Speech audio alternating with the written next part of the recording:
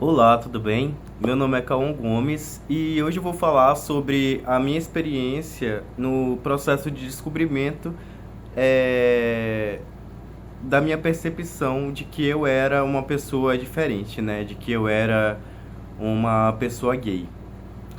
Eu vou contar a minha experiência baseado na minha perspectiva de vida, né? Claro que cada um tem a sua história pessoal, mas eu vou contar aqui nesse vídeo particularmente a minha história de como foi esse processo, né?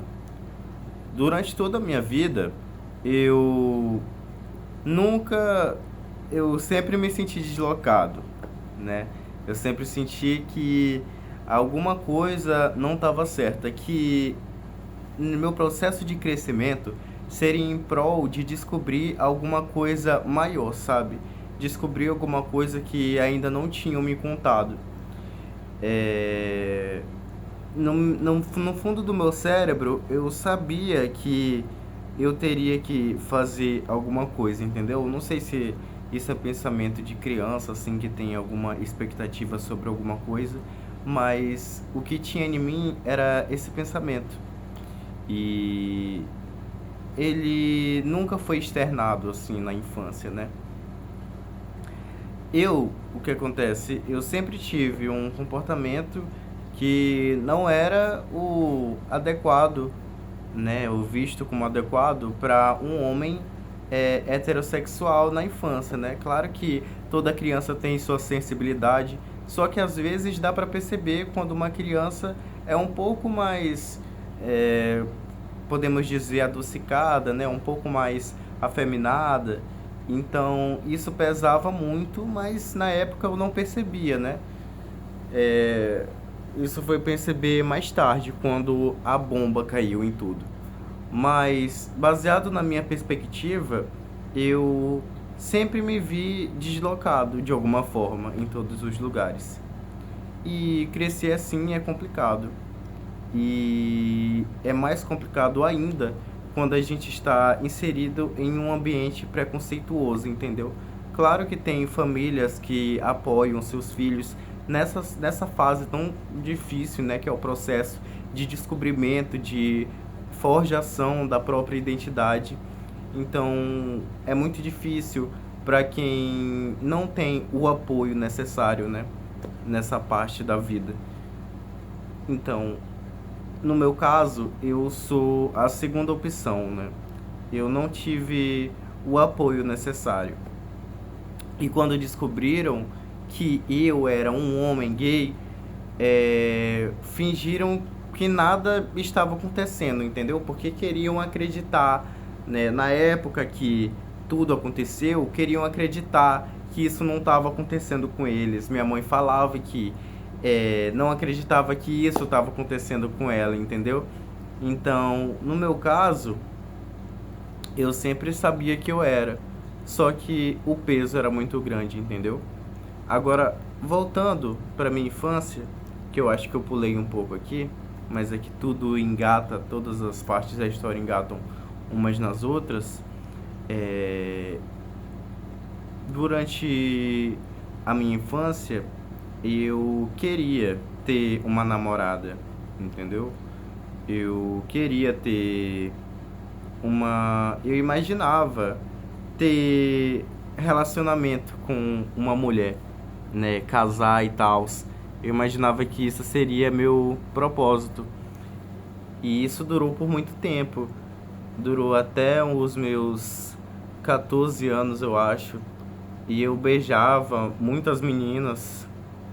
Eu, né? Eu estava ali fazendo, né, aquele papel. É... Só que sempre eu sentia que tinha um vazio dentro de mim. E não tinha ninguém para me falar isso, né? Por isso que é muito complicado.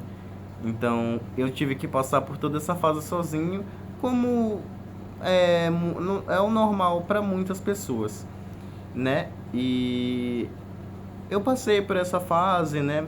É, eu fui percebendo que nada preenchia aquela lacuna que ficava, mesmo, né, eu ficando feliz de certa forma com alguns relacionamentos que eu firmava, eu não ficava feliz o suficiente.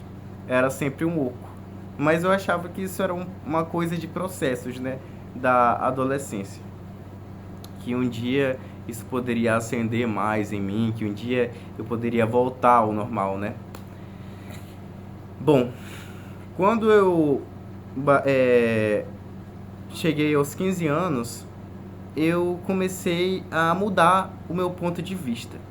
E eu costumo falar dessa parte da minha história que o meu ponto de vista ele foi alterado de uma forma muito brusca.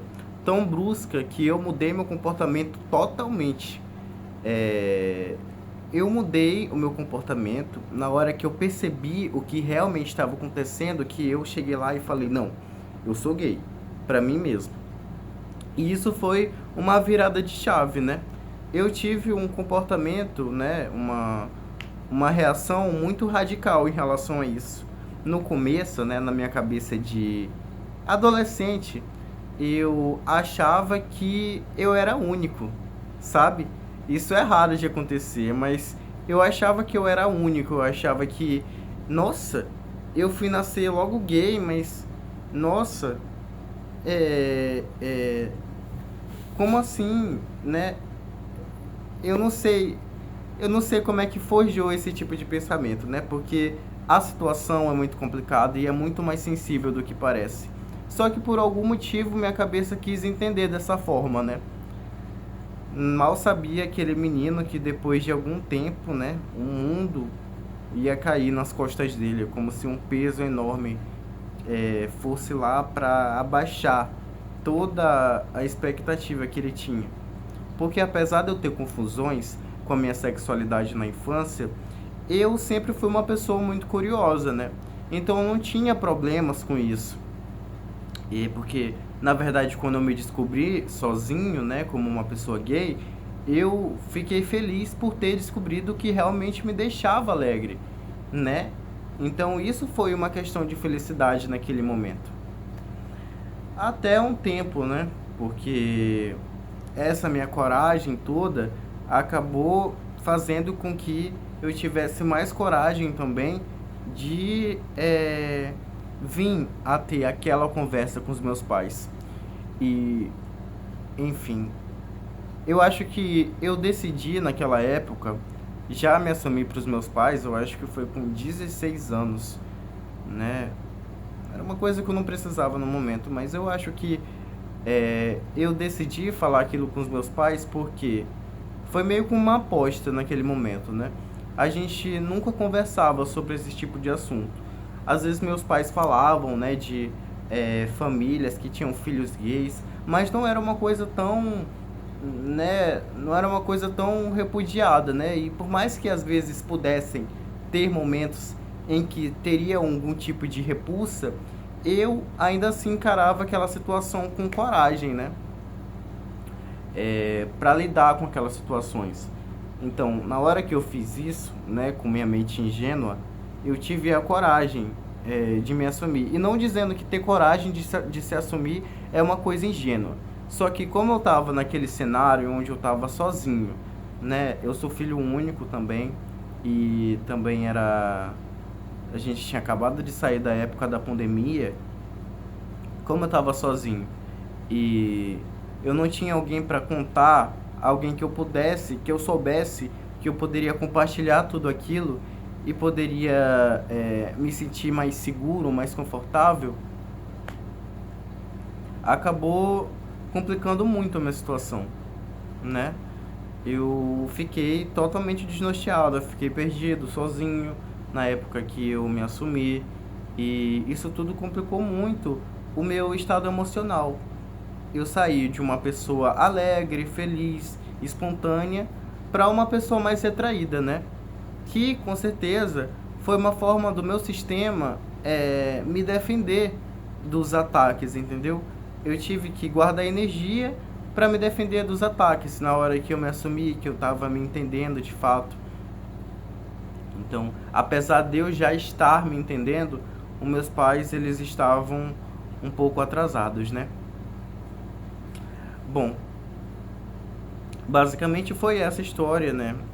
Aquele papo de sempre que normalmente pessoas como nós se sentem deslocadas desde cedo e que em algum momento a gente teria que ter essa conversa difícil com os pais, né? Que não deveria ser difícil, mas que vai acontecer de uma hora ou outra, né?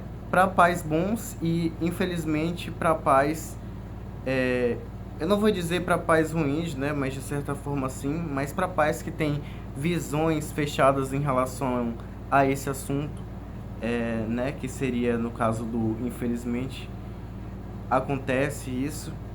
Então,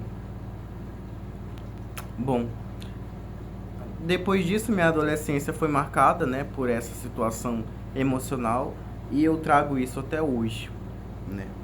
Hoje eu tenho que 19 anos. E eu trago até hoje no sentido de ainda ter aquela dor, né?